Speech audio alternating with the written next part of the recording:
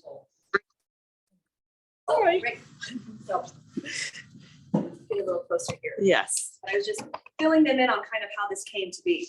So 15 years in television news, the last 5 to 6 years here in Utah, where I created a position for myself where I kind of became the resident chief environmental reporter. So I covered on things from oil spills to air quality, which was a huge deal, especially for us older women who are interested in having children. That's certainly something that I was very aware of.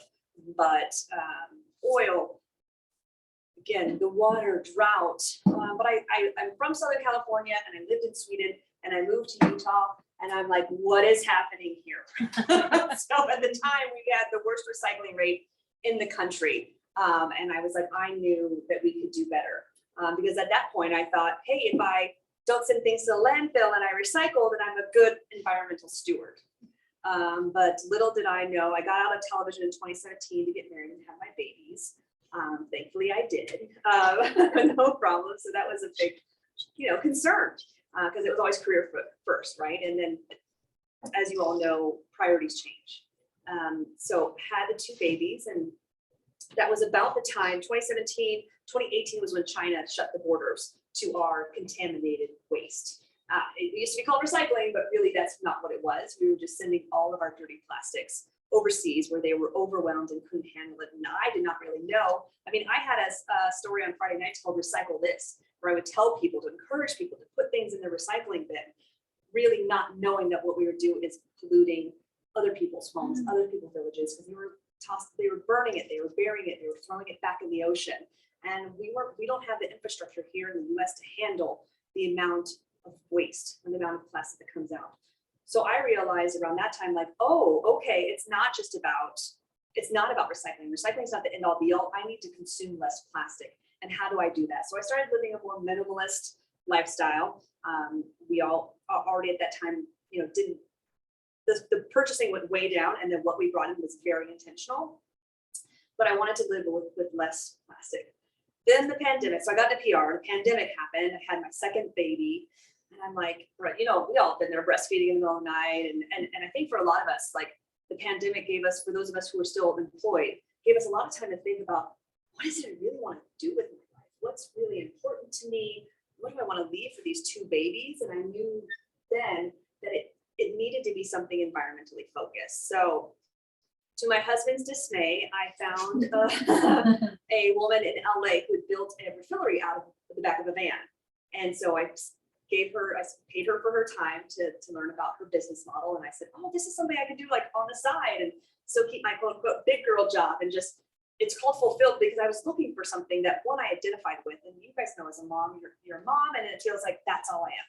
I've lost my identity. I already left a bit of who I thought I was when I left TV, because from the age of 7 till when I left was like, I'm going to be a journalist. That's all I am. And that's what it's going to be. And things change. So as you're trying to re-identify yourself, it was like, I think it just stripped it all away during the pandemic. It was like, what is it? Like, my family is important and their future is important.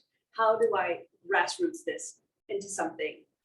And that's kind of what brings us here today is all of us moms have so much work to do, right? We're trying to live sustainably. We're trying to read every ingredient. At least that's the way I was, like every ingredient on the labels, trying to do like the very best for our babies, the very best for us. And that starts even before we get pregnant. A lot of us have to clean up our lifestyle before we can get pregnant. And then during pregnancy, and it's just all the weight's on us moms, right? Like, it's so hard.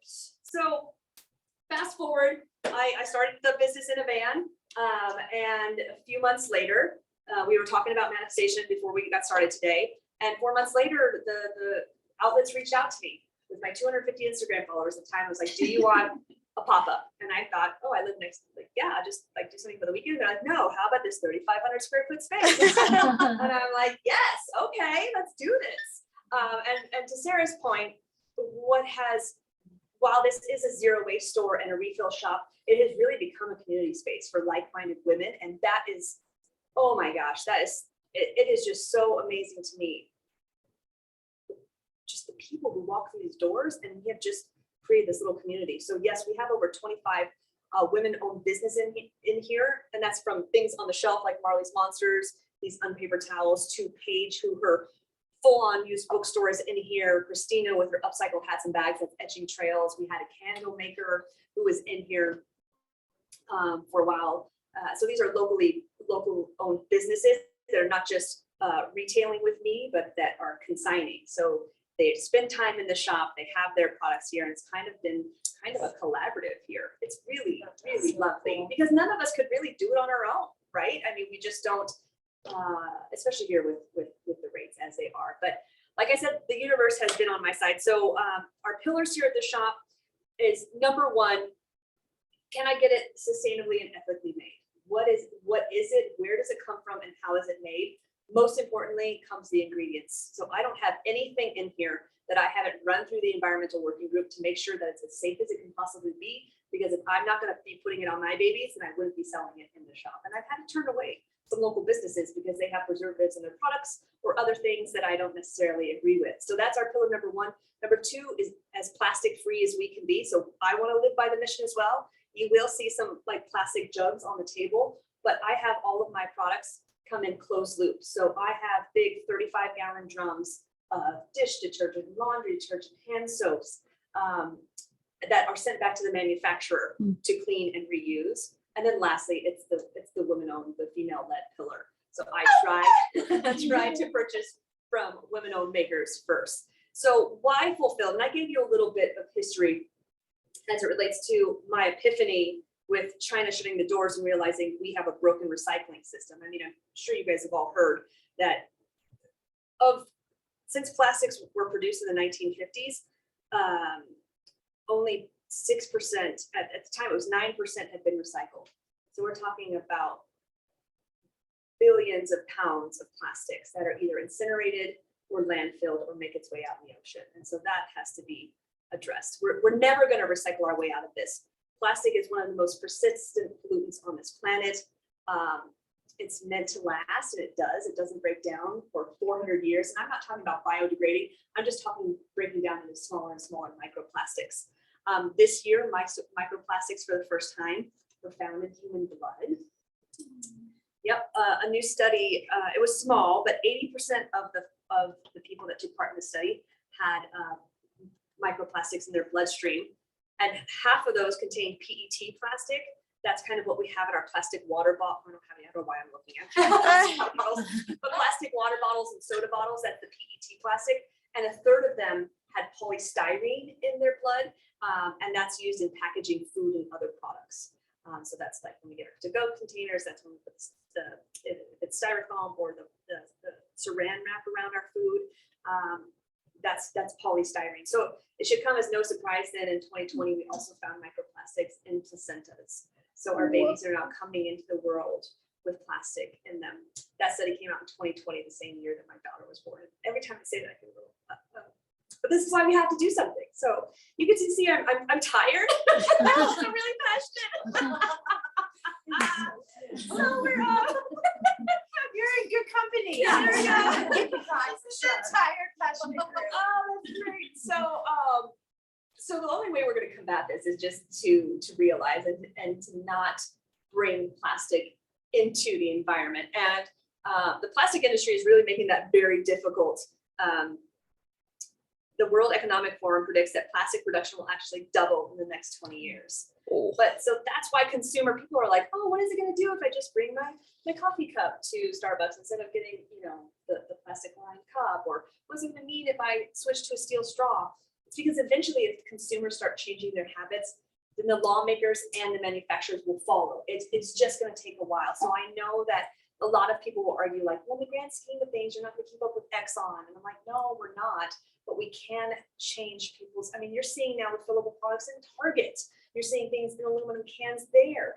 Some, McDonald's sells a vegan hamburger now because that's what people want, right? So it's about changing it from the very, very grassroots. So the Zero Waste Chef I have it on my website. It's the quote that kind of changed things for me. We don't need a handful of people doing zero waste perfectly. We need everyone doing it imperfect. We need millions doing it imperfectly. So those small changes that you do make, while they feel small, have a huge impact when they ripple across everyone else in the community and across the world doing the same things. So it's up to us to be the change. No, there's gonna be a lot of those. So there's people know of the 3 R's. We really think that there's 6 R's. Here in the shop, we focus on 3 of them. That's reducing, reusing, and refilling. So in this section, all the way along this wall, we have about 250 products that reduce plastic. So they come plastic free, they're sustainable from the start, and then also at the end of their life. And then the reuse, we talked a little bit, we have used women's and kids clothing, as well as used books. And then refill, we have 45 refillable household cleaning and personal care products. We have baby wash now, shampoo, conditioner, toothpaste, body wash, anything you use in the home to clean yourself or your body with, we've got it by the ounce. So again, you may have heard the 5 R's of the waste stream, but we believe there's 6. Yes, the 5 R's of zero waste. Zero waste is a goal. You know, I mean, I've been thinking about like stripping it from the name because people are like, oh, zero waste, that's not, you know, the lady sticks all the stuff from a year worth of trash in a mason jar. Yeah. There's no way I'm gonna do that, right? That's not even possible. We can't physically feed ourselves or take care of ourselves without creating some kind of waste, unfortunately. But know that it's not about being perfect. Again, I shared with you my quote.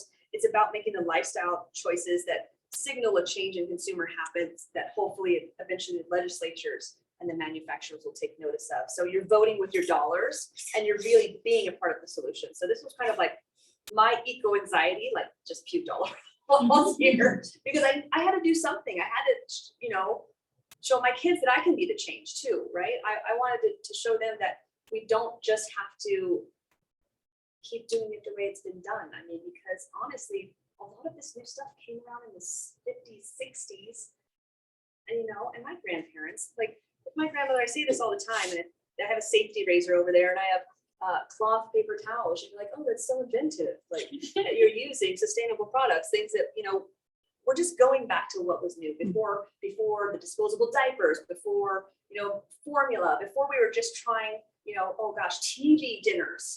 I mean, I don't know if some of you are old enough to like, I mean, I was born in the 80s, but still like TV dinners were a thing in the 80s. Like, can you imagine like heating it up with all that plastic? Because we were just trying to do our best to make things faster. And a lot of that came with the women in the workforce. I'm not going to blame that because obviously we need working women. It's a huge part of our economy in the world and showing our children that we've got an important place. I don't even know why I took that. Because some people would like give me that little like, well, that's why it was done. So the 6 R's. 1, refuse. So this is just about refusing to consume, right? Ask yourself, do you really need it? This is also a big pillar of the minimalist community. Do I really need it? The next one is reuse. So get out of that disposable mindset when you look for things and seek out those things that you can use over and over again.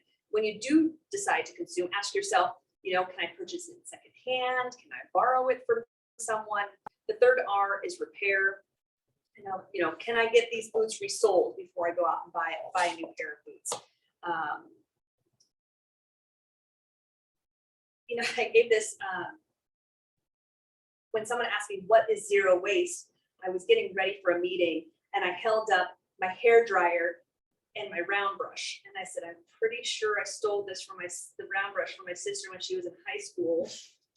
And I have had this hair dryer for going on 20 years. I remember at a TV station back in Illinois, I had the guy because they'll last forever, but you know, the way we wrap the cords, it just bent and he just opened it up and so it works. So zero waste is also just using what you have. So repairing things. Then it's recycling, which is right before rot on the list. So recycling is way at the bottom of the list. It's basically your last chance.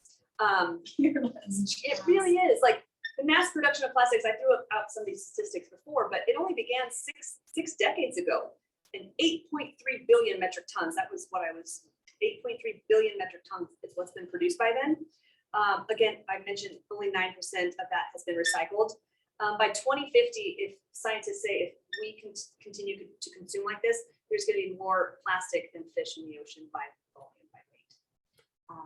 Yeah, so that's a really scary statistic. And the 5th R, rot. So organic matter doesn't break down in landfills. One of the best things you can actually do for the environment is to compost. Luckily, those of us who live here, if we don't have the land, we also have a composting company through Spoil the Soil that can pick it up. But when organic waste is composted rather than landfilled, fewer greenhouse gases are produced. And that's really one of the big things as well to the warming of our planet. According to the EPA, it lowers emissions in 2 ways.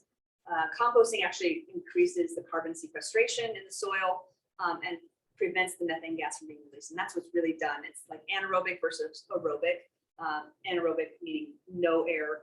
And that's what happens at the landfill. So you go all the way down and there's no air. There's things that are, they're not breaking down. And when they do, they're just releasing that methane gas. Finally, the last R, refill. Woo-hoo! Instead of focusing all of our energy again on recycling, we can avoid packaging in the first place by refilling. And I hope that this model, just because comes more and more commonplace, I believe every community needs a refill shop. I mean, I have people come in here that's like, oh, this is the way they used to do it in the old country, you know, because being in Park City, we have a lot of world travelers that come in back. I used to be able to go and walk down the street to the market and get my olive oil and get my wine and also get my cleaning solutions, like just by the ounce, whatever, by the weight, by volume. And so this is nothing new. We just have gotten, you know, we've gotten out of habits. Anything that's an inconvenience, we try to cut, right? It's just saving down seconds to our lives was huge in when we were trying to work and produce. But refilling doesn't just mean coming here and refilling your soap. It also means like carrying around your mason jars and reusable coffee mugs. Most all coffee shops now refill, and in case some of them even like give you a discount for bringing in your coffee mug because they don't have to buy. So before I move on, I did speak very quickly, but does anybody here have a question about some of that or what we do, or anybody online that may be listening? I have a question.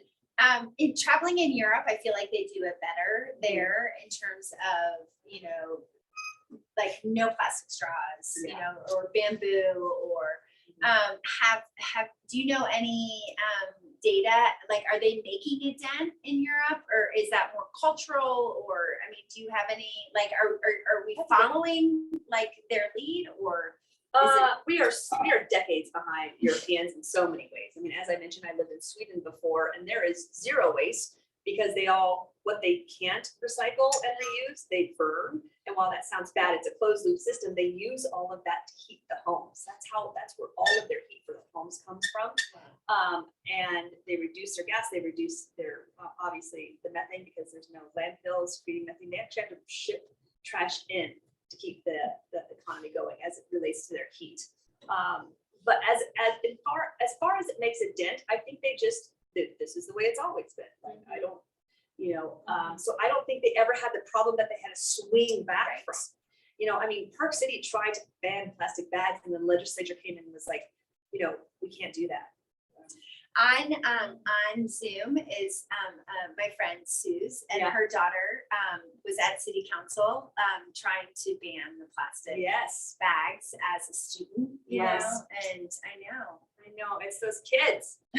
Hi, Suze, you should be very proud. I'm sure you are. Wait, so I thought Park City did ban, but then they went back, like at the market and stuff, they just couldn't do it. Well, yeah, the legislature said that they can't ban. Yeah, so I mean, stores have on their own. Got it. So it still may be that you can't go to the market and get a plastic bag, but we can't say it's a citywide ban, which is, add to the list. A lot of people think that living a more eco-conscious or sustainable lifestyle is expensive, but that's really not necessarily true. And I don't want to get into the socioeconomic, because clearly we have this here, and other communities that probably need it more don't have access. But when it just talks about monetary value, a low waste lifestyle actually turns you into a more conscious consumer. So by watching the types of products that you're actually bringing into the home and the packaging that you're taking into the home,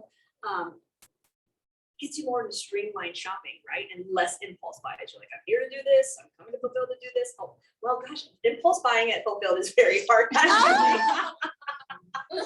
there's a lot of great things here. So there are people that come in like, I'm just looking for soap, oops, and I also need paper mache eggs. However,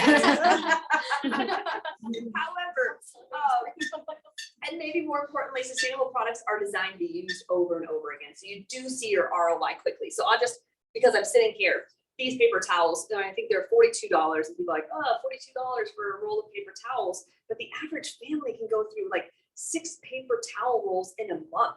So for someone that uses a lot of paper towels, I mean, the ROI on $42 is like maybe a month and a half, 2 months. And I've been using ours for a year between the Swedish dishcloths and on paper towels. We haven't purchased a paper product in like 2.5, 3 years. So you do see your ROI. The upfront cost may feel more, but your ROI is higher.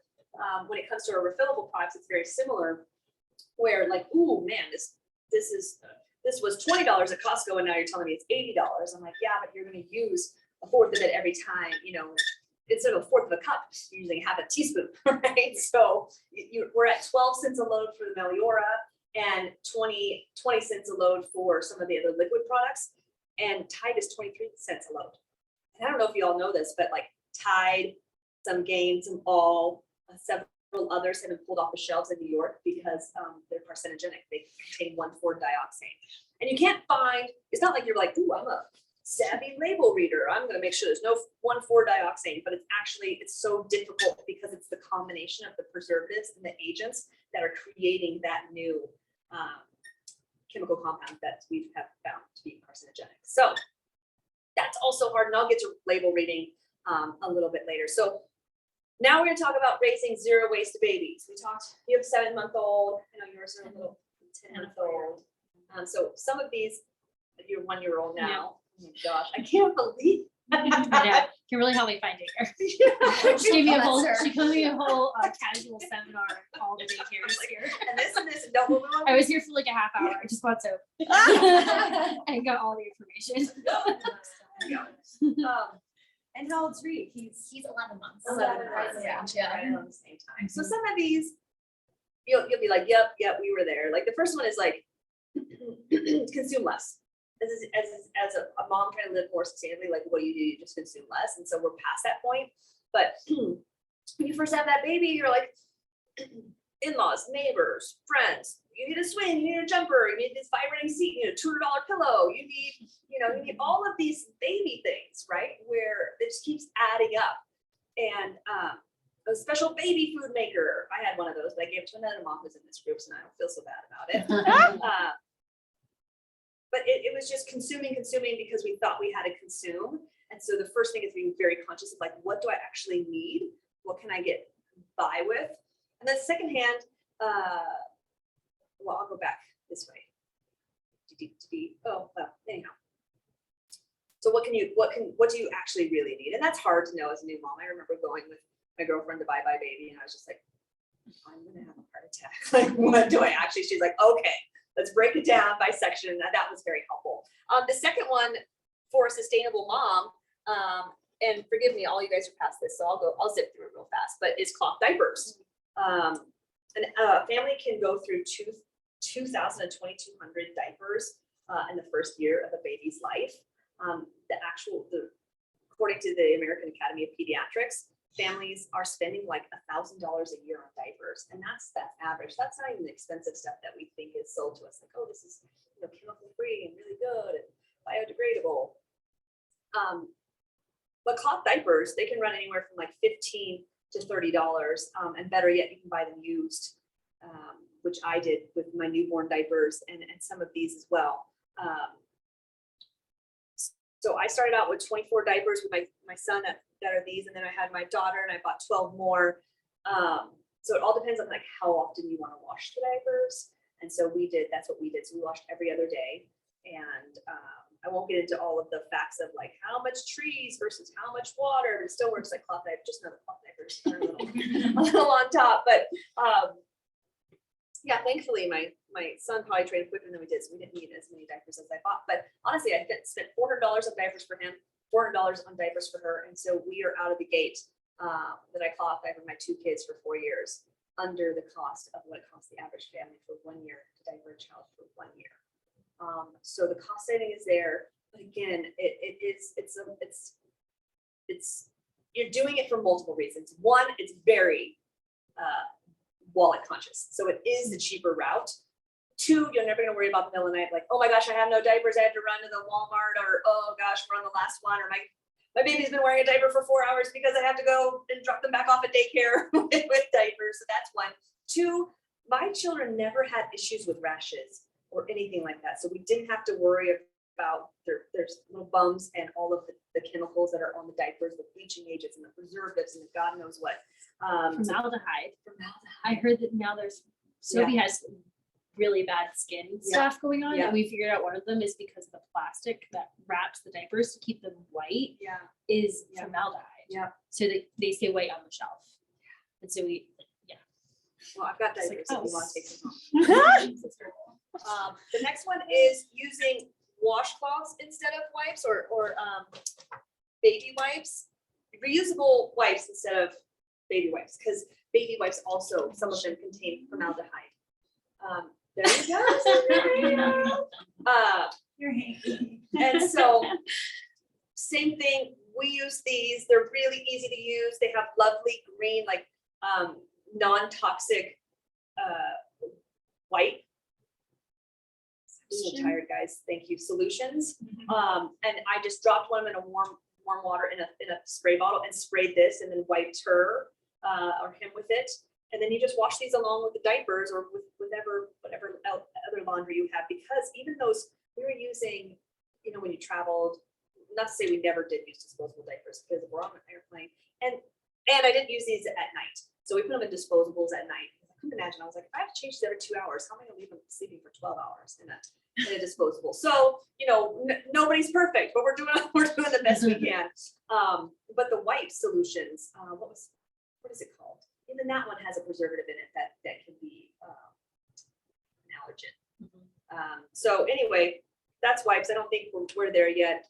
Number 4 for sustainable long bayous. Okay, if we do want all those things, the boppy and the vibrator and the pillow and the bassinet, what can we buy that's used? Because honestly, the baby doesn't know, you don't know. I got a beautiful crib that both my babies use because we were lucky enough to know someone who's in property management here in Park City, and the owner of a second home, and they're like, yeah, can you just clean out that nursery? And there was this beautiful wood white crib that was just gorgeous. And the guy was like, hey, you guys are like due in a couple months. Do you have a crib yet? We're like, no, we're looking between this one that's super modern looking and this one and trying to find the most one that's like low tox, and they eat it, they won't never, because they're just crazy. We're trying to like keep as much toxins out. And he's like, I think it's like a $600 crib that they're having me take to the dump. Do you just want us to take it to your house? And I was like, yes. So I used it, or my 2 kids used it, and then we passed it on to another family to use it. So as long as it's not hazardous, right? As long as the slats are the right length, we can use things over and over again. And so again, while motivation for some people could be monetary purposes, for our family, it was really about creating less waste. Producing an item, no matter what it is, does create pollution, and it pollutes in some ways. And pollution can happen at the entire production process, from when it's extracted from the ground, the raw materials, to manufacturing of the products, to driving the products, et cetera, et cetera. The last one's making your own baby food. I also feel like you guys are well, maybe some of you are still in there, but we did it. It was great. You buy organic, you blend it up, and you serve it to them, and that's great. And then my mother-in-law gave me a little thing that was like a little hand blender. Yeah. It's like a 40-year-old blender, and I was like, this thing is amazing. We go to restaurants and be like, Tito, what else are we eating here? Okay, and you just mash it up and like feed it to the baby. I'm like, I don't know if they have these anymore, but they're fantastic. The last one is choosing toys carefully. I don't. Just quality over quantity is the way it goes. I think for our family, and I'll just speak for our family, we didn't want plastic in our home, and we were trying to live by a more Montessori style. So the two things can be completely separate. But if I'm just going to focus on sustainability, it would be to keep the plastic out, because plastics have phthalates in them. And so phthalates are in anything from soap to make it sudsier to plastic to make it harder.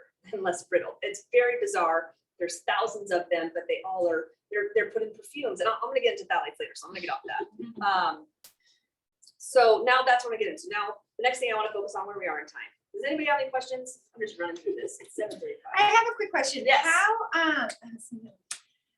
How, like, are there, maybe this will be a follow-up, like, are there resources where we could guide mamas that had wanted to be more sustainable?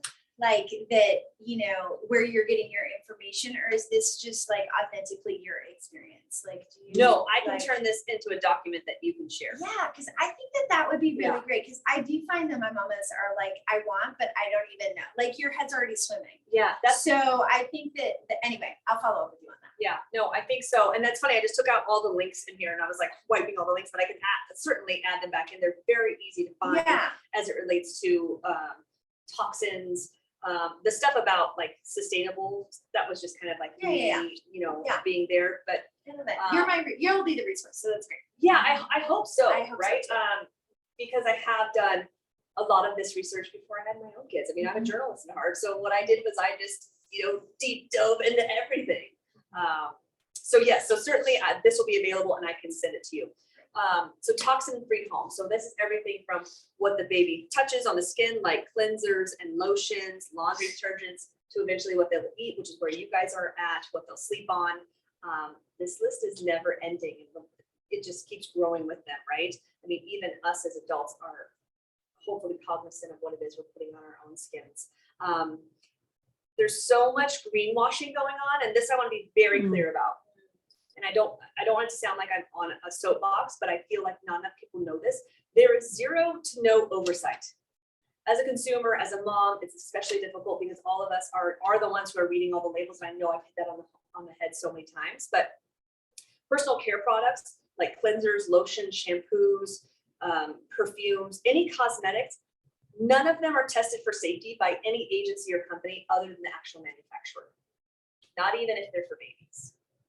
The FDA has little or no authority to oversee the multi-billion-dollar cosmetic industry. The truth is Congress hasn't updated the FDA's authority to regulate the cosmetic industry in 80 years. They tried in 2019. And I'll get to that in just a minute, but the cosmetic products, they're not tested to ensure they contain the ingredients they say they contain on the label. They're not tested for quality. They're not tested for allergens. Even in the case where we know that a product has caused, say, severe reactions in a child, there's no direct or required way, I'm just getting goosebumps, it makes me so sick, to report or a product or if there's there's no way for you to go find out if a product has been pulled or if there's some issues. Product recalls are done at the discretion of the manufacturer, always. FDA has no oversight, never, as the way it stands. Every 2 hours in the United States, a child goes to the emergency department due to harmful exposure to a personal care or beauty product. Words like natural, gentle, hypoallergenic are largely meaningless. And if you're surprised by this, you're not alone. Still, as I'm saying this, I'm just getting so upset that nobody is watching the babies. And so this comes, and I'm sorry, the people online, I'll just have to send this out when I send the list. But this was from the hearing in 2019 when the Democrats did try to make changes to the cosmetic industry regulations. This is at a time, and unfortunately it only comes on Facebook. I think they pulled it off of Vimeo, so forgive me as I try to show this, but I think I can't say this how she says it, so we're just gonna push play. This is Congresswoman Eshoo. I don't know if you can hear it. FDA's authority over the safety of baby lotion. First, can the FDA require a review of baby lotion for safety before it comes to market? Her answer was no. Require the manufacturer not to use a toxic ingredient, for example, formaldehyde, in its baby lotion? No. Is the manufacturer required to register with the FDA before selling its baby lotion? You just go to market with it without having to register with the FDA. My first statement is becoming. So this is the head of the FDA she's Once speaking the to. baby lotion comes to market, can the FDA require safety information about the baby lotion? If the baby lotion has caused bad reactions in the babies, can the FDA require a recall? If the manufacturer manufacturer is aware of the baby's bad reactions when the manufacturer is required to report that to the FDA. So we think there's a lot of us that say, oh, this is a baby product. Certainly someone has looked into this, the safety of this, and that is not true. And so I'm sorry to be the bearer. Yeah, it's up to us. It's really up to us. At the end of the day, it's up to us. It's about what goes on our bodies, on our children, in our product, in our mouths. It's crucial. I'm sorry. It just feels like it's one more thing that moms and the consumers have to do, but it is. And so what do? I suggest finding things that have very few ingredients. If you can't read it, don't use it.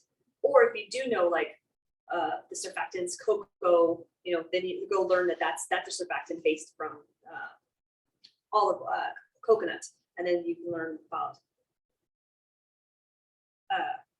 the different surfactants that aren't still produced, but they're not petroleum based. So nothing that we have here is a petroleum based surfactant, but surfactants are hard to get away from if you want to clean things. So you should read all the ingredients, as few as possible. I know that's not always the case. So what are some of the ingredients that you absolutely want to avoid? I'm going to go through some of those. And this is the information that I'll be sure to share too. Fragrance. If there's fragrance listed on the things, that's out. If it says perfume, fragrance, even for babies, essential oil blends can be difficult for their little skins as they're trying to adjust. Fragrance are a list to a staggering number of health risks. Research studies chemicals used in fragrances are classified as allergens, which we've already gone over, hormone disruptors, asthma triggers, neurotoxins, and carcinogens. Manufacturers are not required to list fragrance ingredients on the product labels. There's over 4,000 ingredients that are covered under the title fragrance. Oh. Since the FDA considers fragrance proprietary, it means that they don't ever have to put what they are on the label. Fragrances commonly contain phthalates, and so I did mention phthalates. These are chemicals in fragrances that help the scents last longer, but in plastic, which we'll get to later, it's about the hardening of the plastic. Health risks for phthalates are startling. They include cancer, human reproductive and developmental toxicity, endocrine disruption, birth defects, and respiratory problems. If you want to look up some scary stats, go read some studies on phthalates. We have nothing with phthalates in the shop, but they're a forever chemical, and they're very difficult to get away from.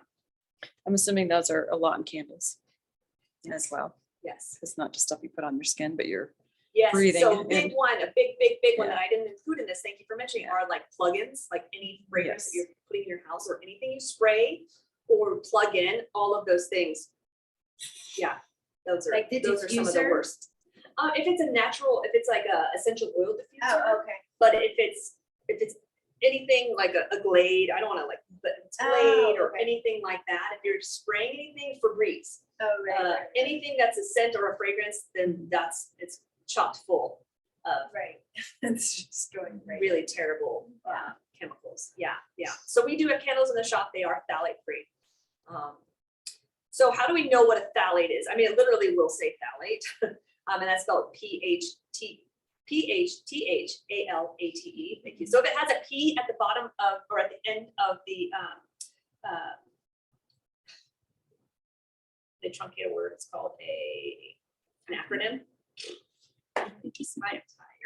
So like, I don't even know all the lists, but you'll be able to, it's like D, and I have them here, DP, DBP, DINP, DEP, DEHP, DMP, PP, EBP, DNOP. This is like an eye test. But it's like, they all end in phthalate, okay? And we'll hand this out later so you guys can look. Formaldehyde, we all know we don't want it in there.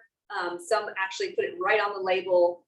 So that's kind of an easy one, but sometimes it is a combination of preservatives where we don't know that the formaldehyde's on there.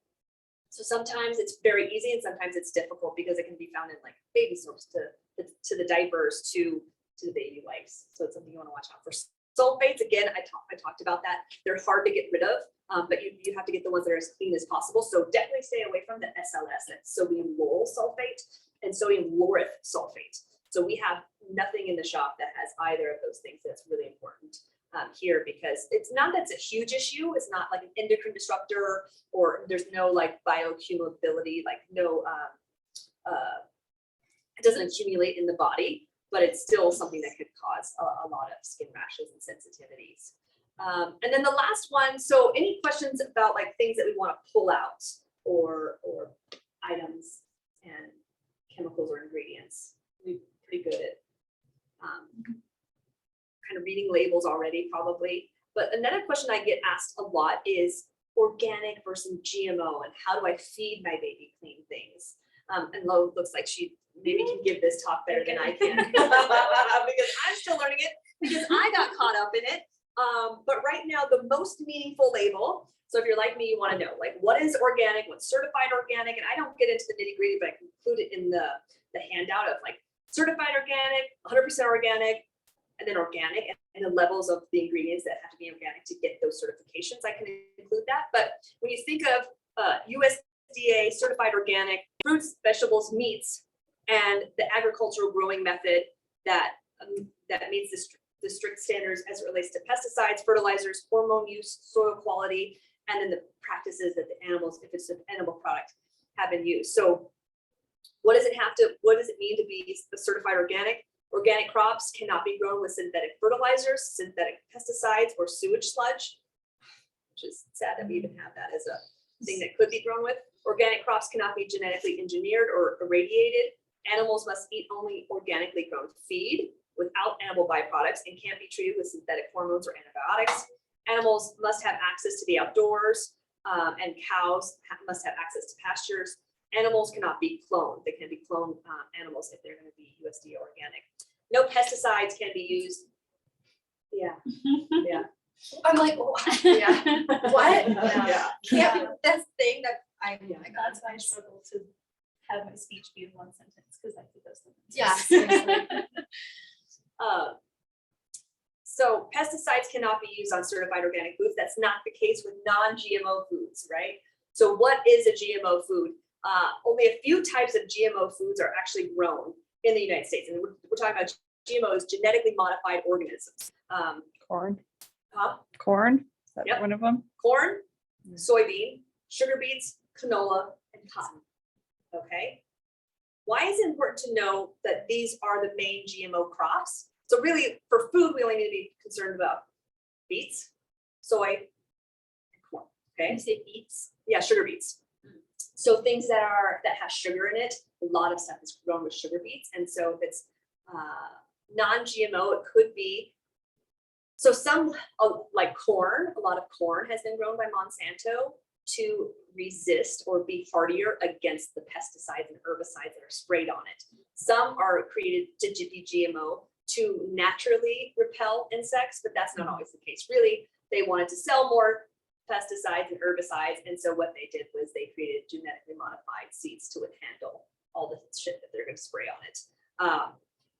So why do we need to know that it's non-GMO? It's because when we're looking at products, so here's, I'm sure you guys have seen it before, but this is the USDA organic.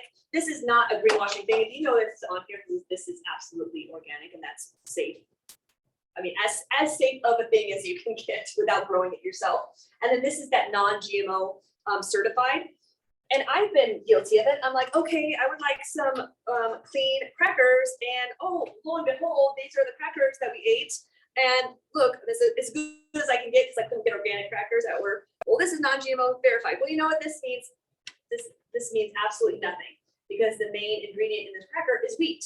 So this whole, all of the wheat that's in these crackers, when I think I'm giving my child a healthier option, could be sprayed with glyphosate, which is also known as Roundup. So, few scary statistics about glyphosate. So glyphosate. There's organic wine after this, right? I know. So it's been, glyphosate use has risen almost 15-fold since the so-called Roundup ready, genetically engineered, glyphosate tolerant crops that we were talking about, those were only introduced, ladies, in 1996. So I die when my husband's like just pouring the kids like Cheerios, and I'm like, no, and he's like, I ate this when I was a kid. I'm like, they didn't have glyphosate or GMO crops when you were a kid. Like, what? That is the biggest thing. Like, well, I ate this one. I was like, no, there's so many more ingredients. Oh, and the ingredients that are allowed here in the US and not in the EU, just since 1974, when glyphosate was first manufactured, in the US, over 1.6 billion kilograms have been applied onto our foods. 2/3 of the total volume of glyphosate applied in the US was from 1974 to 2014. 2/3 of the total volume has been sprayed in just the last 10 years. So contrary to the current idea, this misconception that glyphosate is relatively harmless to humans, more and more evidence is coming about that it's actually an important factor in many of the chronic diseases and conditions that have become prevalent in the Western United States or the Westernized societies. Chronic toxicity, that's kind of what we talked about before. That means continually ingesting the glyphosate interferes with the fundamental biochemical reactions that may predispose us to things like Alzheimer's, Parkinson's, and other cancer. Certainly we all know the Roundup, all the suits that have been filed that have been paying out billions of dollars on. So I know that I've given some scary statistics, but really it's about like being armed with more knowledge and making better choices as consumers as best as we can. So I hope some of it tonight was helpful. Whatever is most important to you, whether it's starting from like what you're going to feed your family now or what you're going to put on the baby, if it's changing the diapers, whatever, just start with one thing. Cleaning up your cosmetics or those products you put on the baby, just start in one place. Because here at fulFILLed, we always tell people we are here for you wherever you are on the journey. And it seems so overwhelming when you take it in totality of what it is to have like a clean, green home. But if you can make one change at a time, and I know I've talked to many of you who've been in the shop before, one change at a time, once that change becomes habit, then you can quickly learn something else. But I mean, even me, I fell for it. I bought these crackers, like, oh, back to nature, it's all green, like plant-based snacks. You're like, of course it's plant-based. I'm not that dumb, but. So do you think that the gluten-free option is better because there's no wheat in it, or does that come with the whole? No, because it's corn. So most, it'll be corn-based, and then corn is a GMO product, which likely has also been, corn is one of the largest things to be sprayed with glyphosate, wheat and corn. Right. Your oats is another one you want to watch out for. Yeah, like what you're gonna bring into home. So anything, look at the clean, the Dirty Dozen, the Clean 13, start there. Yeah, but certainly it's all the other wheat and corn products too that are where we're getting glyphosate. I just had a discussion with a woman who was like, glyphosate, it's actually killing our gut bacteria and our lining and breaking the blood-brain barrier. And so if you ladies and even the babies, if you have some questions about probiotics, I would be taking a probiotic and a high quality probiotic, which are very expensive. These are the ones that need to be refrigerated, but that needs to be part of the regimen pretty regularly. I'm giving health advice, but as it relates to glyphosate, you've got a captured audience. We're all as it relates to glyphosate. But yeah, that's my spiel. That seems a bit overwhelming, but like I said, I hope that some of it was helpful. I feel like Lo's like, got it, know it. I'm always learning. That's the thing. Yeah. Everything is changing always, so you're never done. It's a lifestyle. You're never done.